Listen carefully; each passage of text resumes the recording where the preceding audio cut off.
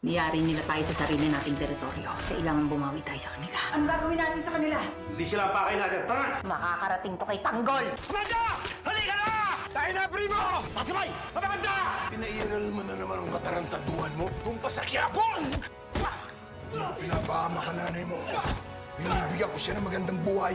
Hindi tulad ng walang kwenta mong tatay. Hindi na ako magdadalawang isip. Babawiin ko na ang nanay mo! Bakit nagawa ni Kuya Tanggol yung kitata? Nalaman na ni Tanggol ang buong katotohanan. Hindi siya ang tunay na anak ng tatay mo. Ano? Wala pa rin siyang karapatan saktan si tatay. Kahit na hindi namin siya kadugo. Ang dasal lang talaga ni kuya na madatnan kong maayos ang lagay ni tatay. Dahil kung hindi, pagbabayarin ko siya! Daming nasaktan sa paglabas ng katotohanan. Alam kong mali ang ginawa ni Tanggol. Naiintindihan ko siya. Pakasalimuot pala ng buhay niya. Nahinayaan kong mangyari. Kaya kahit galit siya sa akin, hindi niya ako mapatawad ng mahabang panahon. Naiintindihan ko. Narinig ko yung sinabi ng nanay mo kanina. Inong tatay ko! Kilala ko siya. Nakatransaksyon na namin siya ni Senyor Facundo. At hawak niya ang pinakamalaking sindikato ng droga sa Quiapo. Isang tao lang ang makakatulong sa atin para mahanap natin ang tatay ni Tanggol. Sino? Si General Pacheco. Kailangan ko mahanap ang tatay ko. Gusto ko siyang makilala. Gusto kong malaman ang totoong pagkatao. Tama na yan. Tama na ang drama. Kami nga may mga tama ng bala pero hindi namin iniinda. Ang mabuti pa, mag-celebrate tayo. Peng, kumuha ka ng mga maiinom natin. Yun ang pinakamaganda. Bukas noon may alak niya pero alam ko bitin yan. Kukuha tayo ng pandagdag sa laba. Dolpo, Bulldog! Let's go, boys! Basta Tanggol, pag yumamang ka, wag na wag mo kaming kakalimutan mga kaibigan mo, ha? Raul, di ganyan si Tanggol. Kahit na maging bilyonaryo pa yan, hindi makakalimot yan. At kung totoo ang sinasabi nila, na makapangyarihan at maimpluwensya ang tatay mo, gagamitin natin siya para lalo tayong lumaki. Sabi ko na, Tanggol, unang kita ko pa lang sa'yo. Alam ko na may magandang kapalarang naghihintay sa'yo.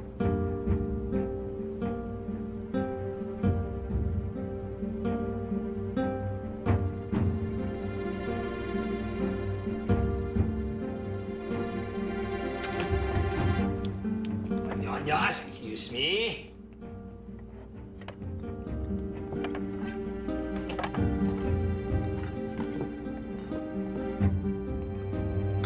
Tanggol! Halika na! Inom mo na!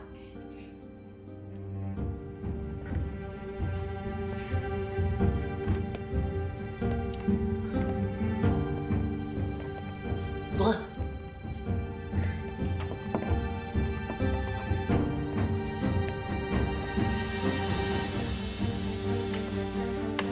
Tanggol, kalimut mo na yung nangyari sa'yo.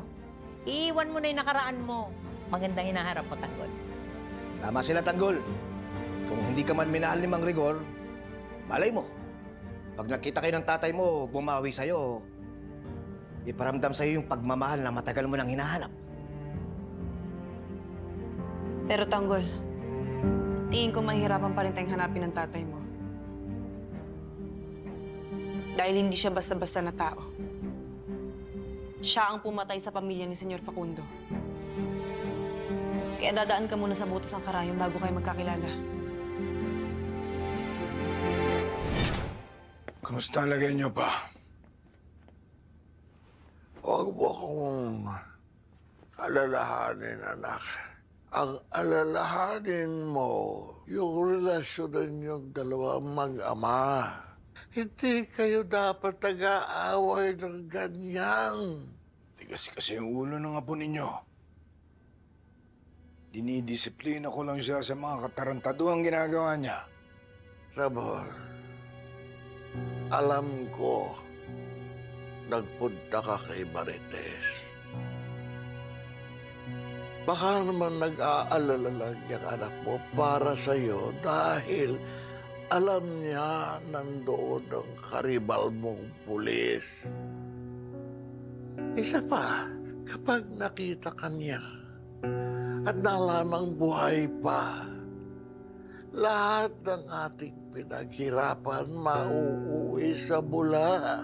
Kaya siguro nagwala yung anak mo sa Quiapo para maglabas ng sama ng loob. Sana naman maintindihan niya, Papa, na ginagawa ko lang to para sa nanay niya. Ngayon alam ko na kung gaano kalupit si Rigor kay Marites. Hindi ako papayag na maging ganun na lang ang buhay niya. Anong sinasabi ni Ramon na nanggugulo ako sa Quiapo? Hindi kaya si Tanggol ang tinutukoy niya?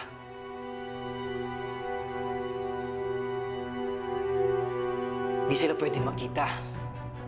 Lalo na ngayon, balak ng bawin si nanay. Kailangan maunahan ko siya bago niya malaman ang totoo.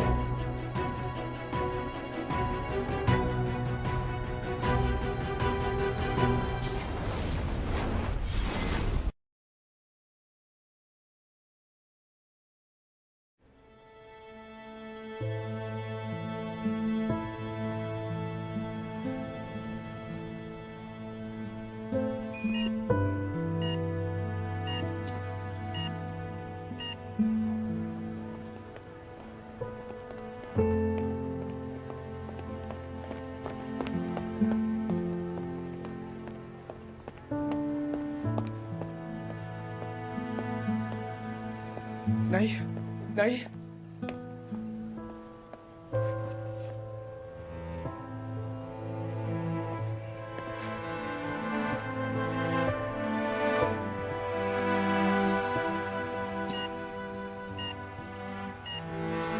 Bakit nagkaganito, Nay?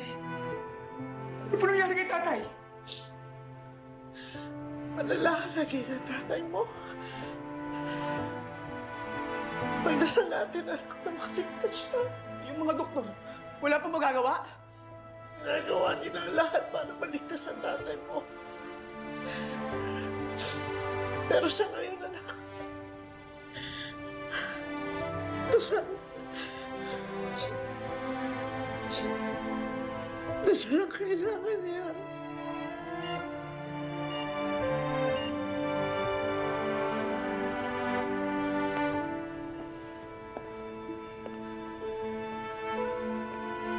Nakita niyo na?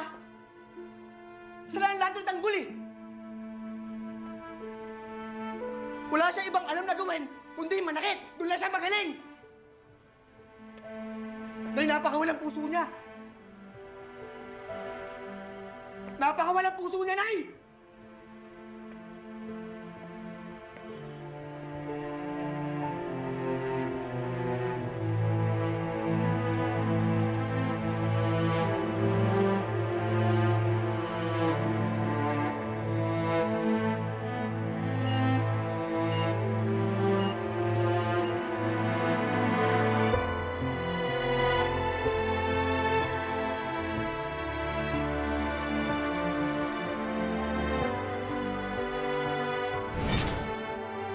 Kailangan kong mahanap si Tanggol, makabawi sa pagkukulang ko sa kanya.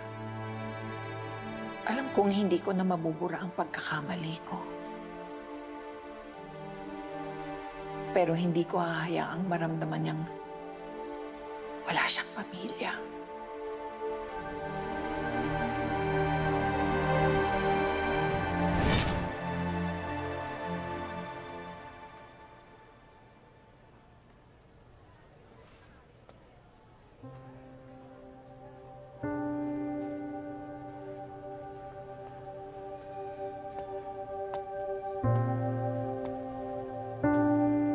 Anak.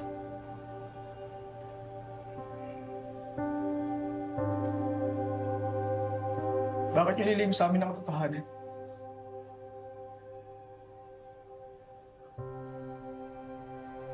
Alam ko na hindi ko talaga kapatid yung taong may gawa nito kay tatay.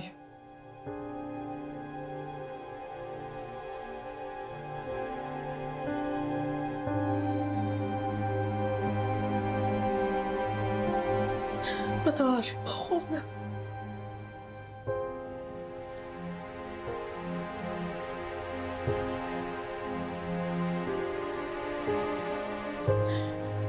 Hindi ko na nakuha ang aminin sa inyo.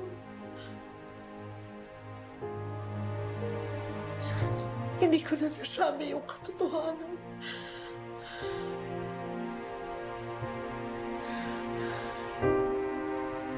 Pero ginawa ko yun para sa pamilya natin.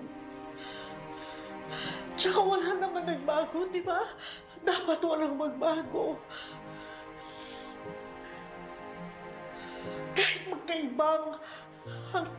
Kahit magkaiba kayo ng tatay na Kuya Tanggol mo, wala nagbago, anak. Kapatid mo pa rin siya. Hindi ko siya matuturing na kapatid. Huwag. Huwag, anak. Huwag mo sabihin yan.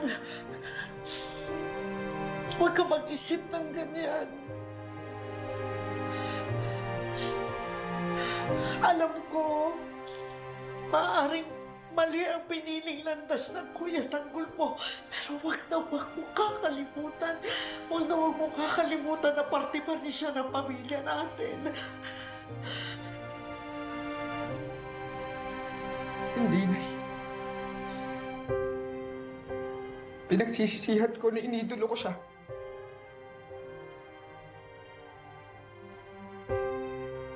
Hindi ko siya mapapatawad.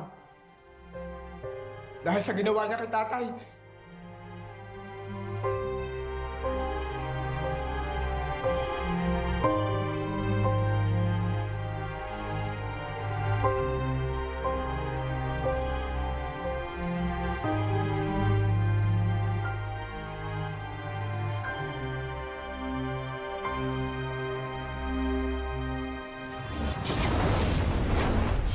Bata.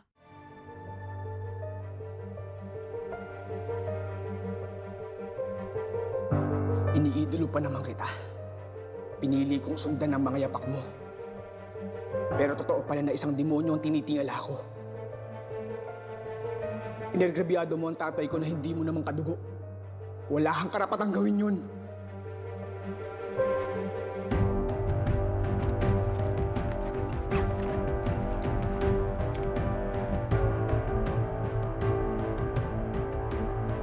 Kapag nakita kita, talo-talo na tayo, Tanggol.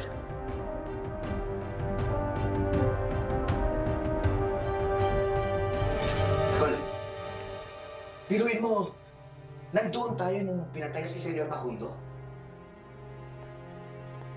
Ibig sabihin, muntik na kayong magkita ng tatay mo noon. Pero buti na lang di sila nagkita. Dahil kung nagkataon, malamang nagpatayan sila. Dahil hindi pa sila magkakilala. Naalala niyo ba yung sabi ni General Pacheco? Natatay mo ang makakabangga natin sa negosyo ng droga sa Quiapo.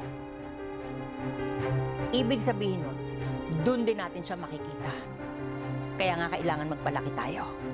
Para yun ang maging daan para mag-cross ang landas niyo.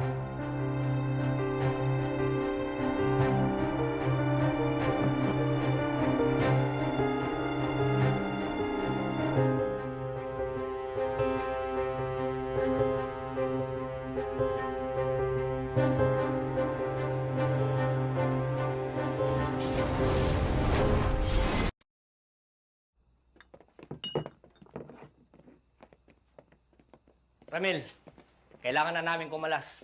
Marami nang nalaga sa mga kasama namin sa misyon nyo. Ano? Bakit? Umasa kami na may plano kayo sa paglusob kay Agustos. Hindi lang yung basta-basta ang pagsugod. Mga duwag pala kayo eh. Sige, lumayas na kayo. Layas! Tara! Layas na! Ramilano, bakit biglang may dumating mga polis? Alam mo naman, malakas ang pangamoy ng mga parak eh. Ba't dapat nagdodoble ingat tayo? Kita mo nangyari?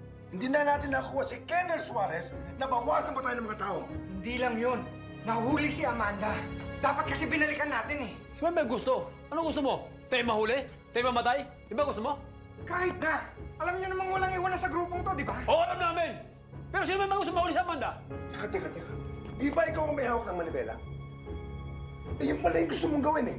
Ba't di mo ginawa? Ano, Berting? Sino ba ang nagpupumilit na umalis agad? At sino ba ang humila kay Primo palayo kay Amanda? Di ba ikaw? Dahil tama ang desisyon ko! Dahil mas maraming masasakit na buhay kaysa sakipin natin isang Amanda lang! Primo! Primo! Primo! Primo! Primo! Primo! Primo! Primo! Primo! Ano ba? Tama na!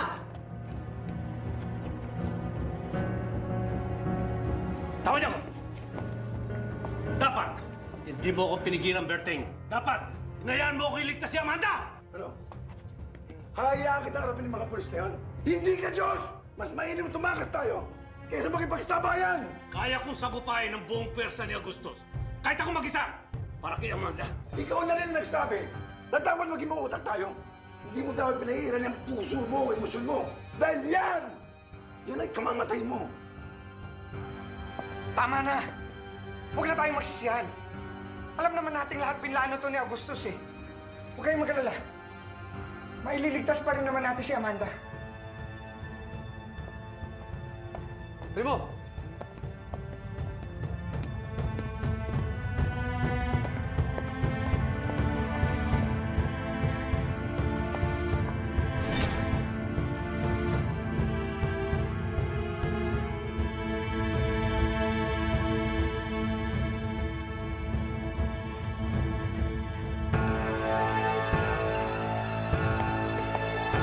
Tingnan mo yan. Napatawag ka ni General Pacheco, ha? Ayo! Saan tayo pupunta? Sumama ka na lang kung ayaw mo masaktan! Ito! Tulong! Tumahimik ka! Tulong! Sakay!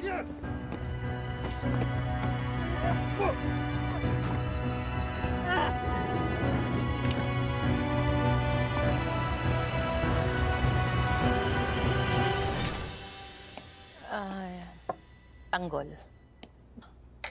May sasabihin sana kami sa'yo. Ano yan?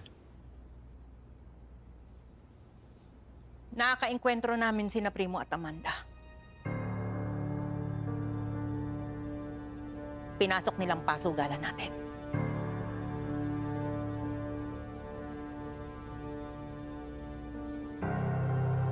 Ano? Ba't naman nila gagawin yun? Hindi nga namin alam eh. Bigla na lang nilang tinira si Kernel Suarez. Ganun na nga. Nung matunugan namin, sinundan namin si CR. At kitang-kita namin kung paano pinatay si Kernel Suarez. Pipigilan sana namin eh. Nung aawatin namin, pinagbabaril kami. Kaya ayun. Nagkaputukan na. Nagkaroon ng malaking gulo. Nagkabarilan sa pasugalan. Nalagasan tayo ng maraming tauhan.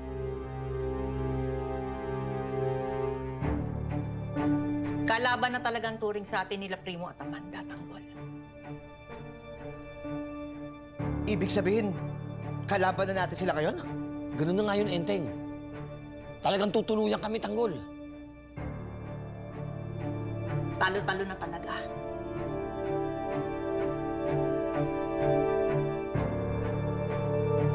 Walang yang Amanda yan. Matapos ko silang kupkupin at patuloyin sa pamamahay ko, ito pang ginanti nila sa amin. Hindi ko maisip na yung magagawa ng Supremo yan. Kaya nga mag-isip-isip ka, Tanggol.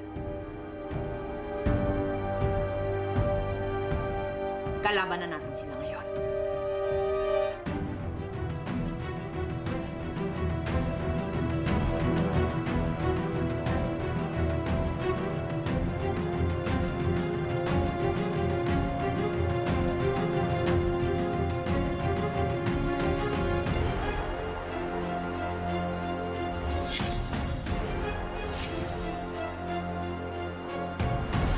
Naisip ko na ba kung paano hahanapin si Ramon Montenegro? Baka pwede natin itanong kay Aling Malites. Ayoko makita ang tao yan. Panahon na para kunin ko siya kay Rigor. Anong ginagawa mo? Sana kitang makita at makapag-usap-usap tayong tatlo ni Tanggol. Ayoko siyang makita. Alam mo bang binugbog niya si Rigor? Halos mapatay niya. Pupuntahan ka pa rin namin para magkapalimunagan. Alam ko kung sino tao makakatulong sa akin para mahanap ko ang tatay ko. General Pacheco. General, anong nangyari sa inyo? Yung tatay ni Tanggol. Ito ginawa sa akin. Huwag ko kayo mag-alala, General. Napagiganti ko na kayo. Ano namang katarantaduhan yung ginawa mo, ha? Binugbog ang tatay ko para sa'yo! Bakit mo ako pinigilan nung pumunta ako sa bahay ninyo? Si Tuba ay sinasabi mo! FPJ